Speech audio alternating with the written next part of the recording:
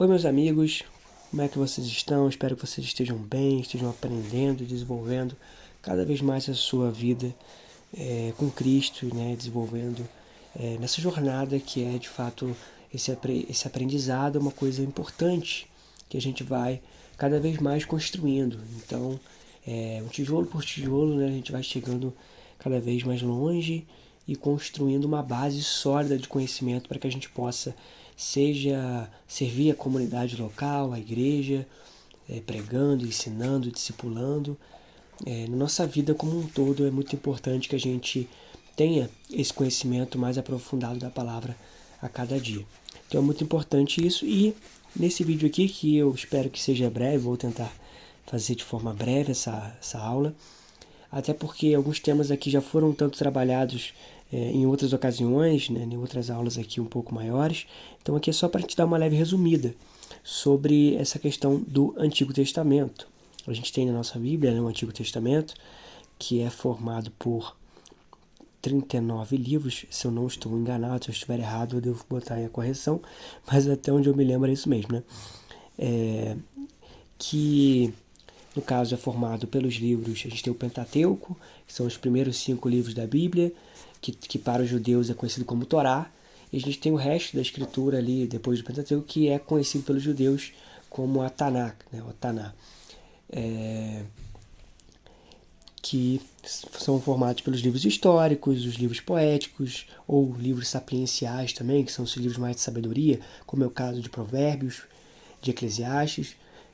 A gente tem também o livro de Cantares, que já entra mais na parte poética, como o livro de Salmos também. A gente tem os livros proféticos. Nos profetas a gente tem essa divisão, né, entre profetas maiores e os profetas menores. Essa divisão não tem a ver com a qualidade, vamos dizer assim, o profeta maior ele é melhor do que o outro. Não, é só realmente pela questão, de tamanho mesmo, né? Os profetas maiores, Isaías, Jeremias,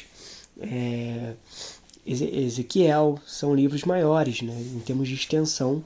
Já os profetas menores são livrinhos menores que a gente tem ali, Amós e entre outros, né? Não vou lembrar de todos aqui de cabeça, não. Malaquias, né? Entre outros. Bom, a Bíblia é uma coisa interessante a gente perceber. Ela é um relato sobre um Deus se revelando, a gente crê num Deus que se revela. Na teologia a gente tem esse aspecto da teologia natural, ou seja, como Deus se revela também por meio da natureza, e a gente crê que também o Senhor se revela pela sua revelação especial, digamos assim, específica, ou seja, a gente crê num Deus que escolheu se revelar por meio da palavra, por meio de um livro, por meio da escritura, para o seu povo.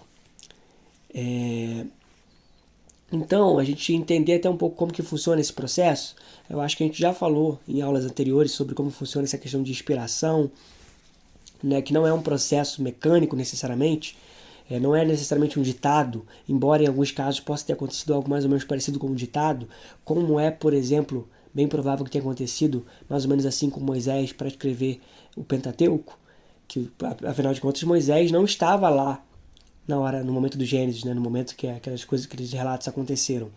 Então o relato que a gente lê de Gênesis, ele foi escrito muito posterior ao que aconteceu. Então, claramente, o autor, que muito possivelmente é Moisés, não estava lá. Então, ele recebeu essa revelação de Deus, possivelmente até numa linha quase de ditado mesmo, digamos assim. E é interessante a gente perceber que, outro aspecto também, que o livro, ele envolve muito essa coisa desse relacionamento desse Deus com esse povo. Então, como Moisés está escrevendo, começando ali esse escrito do Pentateuco, o povo já tinha um tipo de relação com esse Deus. Então não era desconhecido esse Deus para eles, eles apenas não tinham esse aspecto organizado, né? Um livro ali com essas organizações. Isso foi muito necessário porque a gente está falando de um povo que viveu 400 anos no Egito, embebedado, digamos assim, por uma cultura pagã, com vários deuses e divindades e idolatria, esse tipo de coisa. Então, o povo nesse tempo todo ali, claramente, né, que foi sendo em algum nível influenciado também pela cultura egípcia. Então, foi necessário que fosse feito esses registros né? E Moisés faz esse registro para relembrar o povo sobre quem é o Deus deles, para lembrar eles, para trazer esse paralelo e mostrar o Deus que nós cremos, que criou todas as coisas, é esse Deus, é o Yahweh, né? É esse Deus que nós cremos, o único Deus criador de todas as coisas. Vocês precisam se lembrar disso. Então é escrito também com esse entendimento, com esse propósito de ter um registro, para além do registro oral, porque as histórias eram muitas vezes passadas, né, de forma oral, pela fala, de pai para filho, de geração em geração, mas claramente você tendo um registro escrito facilita para que isso não for... Porque quando a gente está passando algo de forma oral, é comum que com o passar do tempo vai sendo diluído, né? E aí a gente vai acrescentando uma coisa ou deixando de falar outra. Então quando tem algo escrito, fica mais difícil, né, de haver essas deturpações ali com o tempo. Então esse escrito é muito importante para isso também, para trazer esse povo a essência do que eles creem, né? Para formar essas pessoas de fato como um povo, para criar nelas essa identidade de povo. E, muito importante, um povo distinto dos outros povos, com um entendimento de mundo diferente do entendimento dos outros povos. Então o livro de Gênesis, a forma como a criação é contada, ela vai totalmente ao contrário de muitos dos mitos fundadores de outras religiões ao redor, de outros povos ao redor. Então ali coloca Deus como o único criador, diferente de outros mitos da época, onde você tinha vários deuses e brigas e uma série de coisas que gerava o universo e as coisas. E na escritura a gente vê algo totalmente diferente acontecendo, mostrando esse único Deus criando todas as coisas, colocando ordem no caos por meio da sua palavra. E a gente tem a queda acontecendo, que explica por que está tudo caótico, né, depois da criação perfeita de Deus, da criação muito boa. E vai mostrando essas alianças de Deus, já com o intuito de, por meio desse povo, gerar a restauração, vir a restauração de todas as coisas. E a gente vai vendo o desenrolar dessa história, desse Deus com esse povo, e a gente vai vendo esse contraste entre esse povo, entre um Deus fiel, né, e que busca ser fiel com a sua promessa, e um povo que é muitas vezes infiel com a aliança e quebra constantemente a aliança com o Senhor, e que deveria ser um povo diferente, moldado com essa lei que foi dada pelo Senhor, para que por meio disso, dessa mensagem, abençoasse as outras nações, mas eles acabavam por se dividir entre si também, não conseguiam se entender muito entre si, e não conseguir ser o que deveriam, né? Chegar ao nível do que deveriam ser. Ficam sempre meio que no quase, assim, quase chegam lá, mas não conseguem. E a gente vai vendo, né, pessoas que vão sendo levantadas para tentar direcionar ali, mas ainda uma coisa um pouco bagunçada, um pouco difícil. Porque é um povo realmente que não é fácil de lidar. E a gente vai vendo esses problemas ao longo da história no Antigo Testamento. Então, desde os Juízes, a coisa meio a trancos e barrancos, e a gente chega num auge ali, aonde vira uma coisa quase Sodoma e Gomorra. O povo que deveria ser o povo diferente estava igual ou pior do que os outros povos ao seu redor. E fica esse conflito aí. Aí pedem um rei, mas querem um rei segundo o rei dos outros povos, e aí recebem Saul, e aí também a coisa não engrena legal. Aí tem Davi, que, né, o segundo coração de Deus, não sendo um cara perfeito, mas tendo uma postura de arrependimento diante das suas imperfeições. Mas mesmo assim a casa de Davi também ali vai se mostrando muito oscilante. A gente tem um ou outro rei que anda um pouco melhor no caminho ali, mas vem outro e descamba tudo. E esse conflito de idolatria, de o povo constantemente se virando para adorar outros deuses. Os outros povos eram muito presos a essa coisa, né, das imagens dos deuses. E lá na criação em Gênesis a gente vê o quê? Que a imagem de Deus é colocada como quem? Como ser humano. Deus criou como a imagem dele. Então, ou seja, não era para construir uma estátua, não era para fazer um ídolo que seja. Não precisava disso, não precisava criar uma imagem desse Deus, porque esse Deus é um Deus invisível. E é um Deus que se mostra visível, em algum sentido, pelo próprio ser humano, né? Através do próprio ser humano. Então, que via muito ao contrário do que os outros povos pensavam, essa coisa de pensar em várias divindades para cada elemento da natureza. A gente vai ver na Escritura um Deus que não é a natureza é a criação dele. Ele domina sobre todas as coisas. Não é um Deus que domina só sobre um elemento, só sobre a água, só sobre o fogo, só sobre a terra ou algum elemento específico. Não, Deus domina sobre todas as coisas. Então é interessante a gente pensar sobre isso. A gente está falando de um texto que visa esse relacionamento desse povo com esse Deus. Então não é um livro, por exemplo, não adianta a gente querer ler Gênesis esperando que Gênesis seja um livro científico, porque a ideia do autor ali não é explicar cientificamente as coisas. É outro propósito. Ali não é sobre ciência. Embora a gente até possa pensar em algumas coisas desse tipo, a ideia ele não é ser um livro científico. É um livro que busca mostrar a grandeza, a glória desse Deus se revelando na Terra para a sua criação, e esse relacionamento entre a criação e o Criador, e como isso vai desenrolando, né? No Antigo Testamento, muito a trancos e barrancos ali, a gente tem as sombras sendo construídas do que viria a ser aquilo que ia se concretizar em Cristo Jesus. Então, no Antigo Testamento, a gente vai vendo já sombras. Cada história a gente já vai conseguindo pescar, principalmente depois que você lê o Antigo Testamento. Tendo uma boa compreensão do Novo Testamento, você começa a ter se clarear. Caramba, aquilo ali, a gente vê esse rei aqui, mas olha só como ele aponta para o que o Cristo ia ser, né, no final das contas. E em várias outras histórias a gente vai vendo relatos que vão lembrando a gente como sombras do Messias que havia de vir. A expectativa do Messias já sendo construída, porque em meio a esse caos que vai acontecendo com esse povo, a gente tem os profetas que são levantados tanto para trazer uma denúncia sobre como estava o estado desse povo e para mostrar, olha, como que esse povo poderia ser se dobrasse, se olhasse para o Senhor.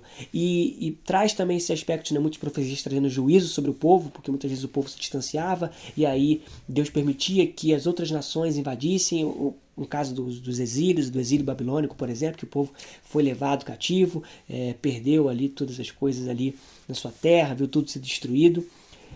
Mas tinha também junto ali, sempre tinha um pingo de esperança, de graça, né, ali se revelando de que Deus não vai, embora ele traga juízo sobre vocês, mas há esperança do remanescente, há esperança do Messias, há esperança desse príncipe da paz, desse que nascerá da Virgem e que trará o refrigério, que trará o reino do Senhor de paz de forma concreta, e vocês não vão mais precisar temer os outros povos. Então essa esperança vai sendo construída ali nos profetas também, né? Em meio a essas questões ali caóticas, mas vai aparecendo já ali essa esperança. Então a gente vê várias histórias que são tanto caóticas, mas sempre tem aquele pingo ali de tem esperança, tem esperança. A gente vê personagens que não são necessariamente heróicos, eles falham, todos eles em algum momento falham em alguma coisa. Então vem um personagem que talvez a gente poderia pensar, se a gente não tivesse o Novo Testamento, estivesse lá na época, agora esse é o Messias, esse é o... E aí não era, decepcionava. E aí finalmente no Novo Testamento a gente vê o revelar concreto. Então é interessante a gente pensar também no Antigo Testamento como esse aspecto de ser sombras que vão sendo construídas para revelar o que vai vir a ser o Messias. Porque Deus vai se revelando para o seu povo de forma gradual, né? Ou seja, aos pouquinhos, digamos assim. A cada passo ele vai se revelando e se tornando conhecido. De acordo também com a maturidade, por vezes, daquele povo, com o contexto daquele povo. Ele vai usando de instrumentos específicos para direcionar o seu povo. É igual quando a gente faz com uma criança, por exemplo. Tem certos assuntos que a gente sabe que uma criança, por vezes, não vai conseguir entender, e a gente usa de figuras, usa de linguagens, mais ou menos, ali para tentar se aproximar e fazer a criança entender uma coisa que talvez seja mais complexa, que talvez a gente só vai conseguir explicar para ela para valer quando ela estiver maior.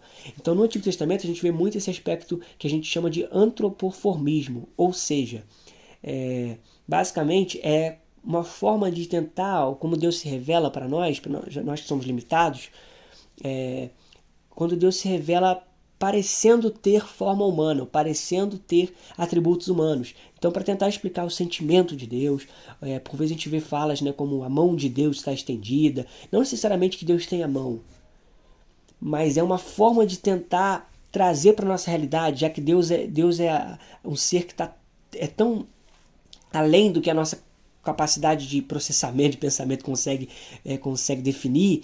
o autor precisa se utilizar, né? O autor, cada autor ali precisa se utilizar dessas questões que aproximam Deus com uma forma mais humana, digamos assim, com sentimentos mais humanos, para tentar mais ou menos fazer a gente entender.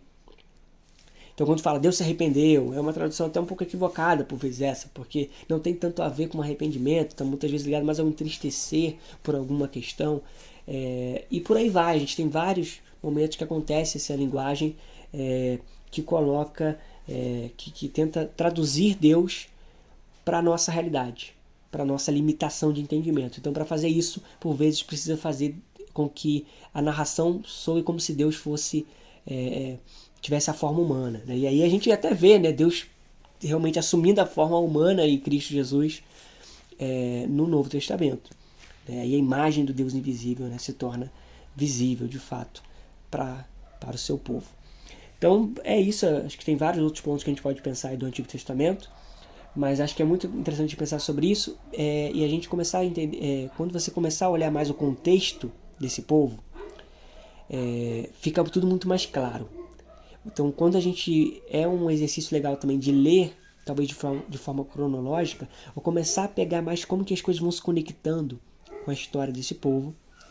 Então, quando você entende essa história, você vai começando a ter um clarear realmente de como tudo funciona e como tudo vai se encaixando em cada elemento, em cada ponto ali. E como tudo, no fundo, aponta para Cristo, como tudo clama por Cristo. Então, a gente lendo o Antigo Testamento, um clamor que tem que começar a ferver, digamos assim, um clamor que tem que começar a aquecer o nosso coração sobre o Messias. Caramba, nós precisamos do Messias, cadê o Messias? Então, quando a gente for ler o Antigo Testamento, é muito importante que a gente já leia com um certo olhar, porque a gente, diferente do povo, né, da época, a gente já sabe como a história avançou, a gente já sabe como a coisa terminou, digamos assim, a gente já sabe do Messias. Mas quando a gente se colocar no lugar daqueles personagens naquele momento, também é um exercício legal para a gente fazer, se colocar no lugar daqueles autores, se colocar no lugar daquelas pessoas naquele momento, naquele contexto, para conseguir entender um pouco melhor o pensamento do que eles estavam tendo. Para isso, Bíblias de estudo, às vezes, ajudam a gente a entender um pouco melhor os contextos e por aí vai. E entender esse aspecto que vai sendo uma coisa gradual, né? Que vai acontecendo, que vai sendo revelada. O Senhor vai se tornando visível, né? Vai sendo revelado ao longo da Escritura. Nós cremos num Deus que se revela, isso é muito importante ser lembrado. E essas histórias se conectam. E outra coisa também é não encarar essas histórias como historinha infantil, né? Como muitas vezes a gente tem esse olhar muito infantil das histórias bíblicas, dos personagens ali do Antigo Testamento. Eles não são personagens tão de história infantil, porque eles são personagens muito defeituosos muitas vezes. E a gente tenta ler eles por vezes de forma muito heróica e pula certos elementos ali que mostram que eles não eram esse herói, que eles não eram o Messias era o Cristo. Então, mesmo que alguns deles tenham características que possa nos lembrar do Messias, a gente só tem um cumprimento total do Messias. Então, no final da sua leitura, é legal você apontar para Cristo, como Cristo completa essa história. Então, você vai pregar o Antigo Testamento, tenta trazer esse aspecto. Olha para esses personagens, olha para os feitos deles, entenda que esses feitos não eram só sobre eles, todos os personagens foram levantados com um propósito que envolvia não só eles, mas o povo de Deus, a edificação do povo de Deus, e como eles falham. Mas a gente pode, em meio a essa questão ali, que dá uma tristeza, né, que acaba meio mal, tipo assim, poxa, José parece muito maneiro, muito legal, tal, mas no final ali ele tem algumas atitudes que a gente pode entender como meio equivocadas, um tanto equivocadas que vão gerar problema depois. Mesma coisa com Moisés em alguns momentos, mesma coisa com Josué, que também vai ter algumas falhas, e vários outros personagens, os juízes e por aí vai. Só que a gente pode ter aquela fagulha de esperança, tá? O Messias completa a história. O Messias não falha. O Messias permanece. O Messias ele cumpre o que esses personagens não conseguiram. Ele é suficiente. Então isso também nos ajuda, né? O Antigo Testamento ele também aponta para o Messias, aponta para Cristo. Ele tem o seu cumprimento, o seu ápice, o seu clímax na figura de Jesus. Então isso é importante na hora que você estiver lendo também, que você entenda. Existem vários materiais que podem te ajudar, introduções ao Antigo Testamento. Bíblias de estudo, por vezes, tem introduções do Antigo Testamento, do Novo Testamento. E tem livros específicos só sobre introduções mesmo, livros consideráveis, né? Sobre, como introduções para esses livros, porque tem muitos temas, muitos assuntos. Eu espero ter, na medida do possível, conseguido trazer aqui algumas considerações que possam te ajudar.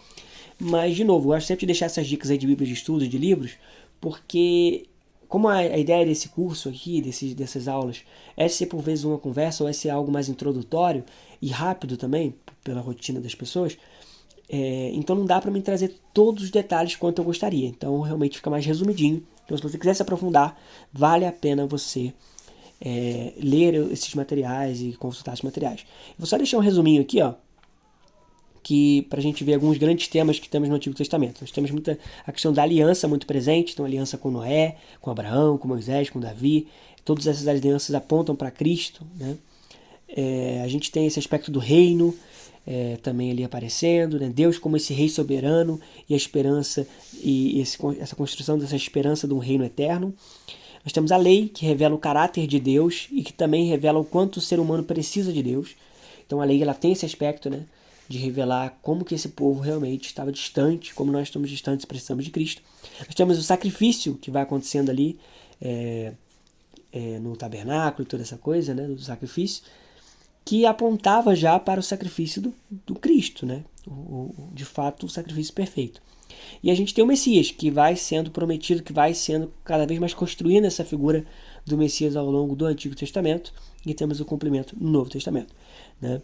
Então o Antigo Testamento ele prepara o caminho para o Cristo. Ele mostra que o ser humano falha, mas que Deus permanece fiel à sua promessa. Toda a narrativa aponta para a necessidade de um Salvador, de um rei, de um profeta, de um sacerdote perfeito, que será revelado no Novo Testamento. E no Novo Testamento a gente tem esse rei, esse sacerdote, esse sacrifício perfeito, esse profeta perfeito sendo revelado em Cristo Jesus. Então é muito valioso que a gente entenda isso. Então eu acho que ficamos por aqui, nesse resuminho básico. Talvez a gente tenha outros momentos aí de alguns resumos parecidos, mas basicamente é isso, meus amigos. Eu devo deixar talvez o link aqui na descrição de algum vídeo, talvez do The Bible Project. Eu não sei se eles têm especificamente no resumo do Antigo Testamento, mas é provável que tenham.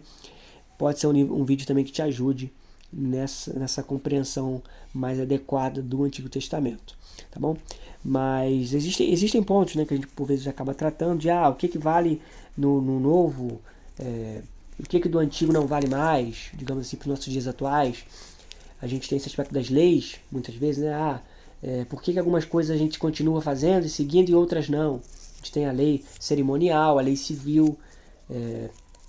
Essa lei de cerimonial a gente não usa mais porque a gente entende que ela era uma sombra para o que Cristo viria a concluir na cruz, né? E na sua obra como um todo.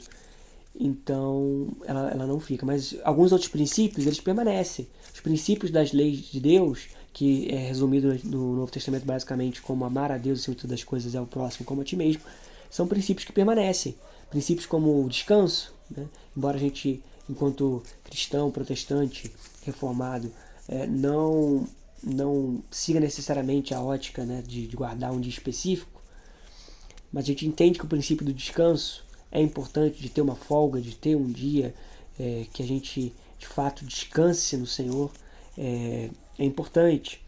Outros princípios que têm a ver com o amor ao próximo, como não roubar, como não matar e por aí vai, e de amor a Deus, que é o que faz com que a gente consiga também amar os nossos irmãos de forma correta. Então é isso, até a próxima aula e um abraço.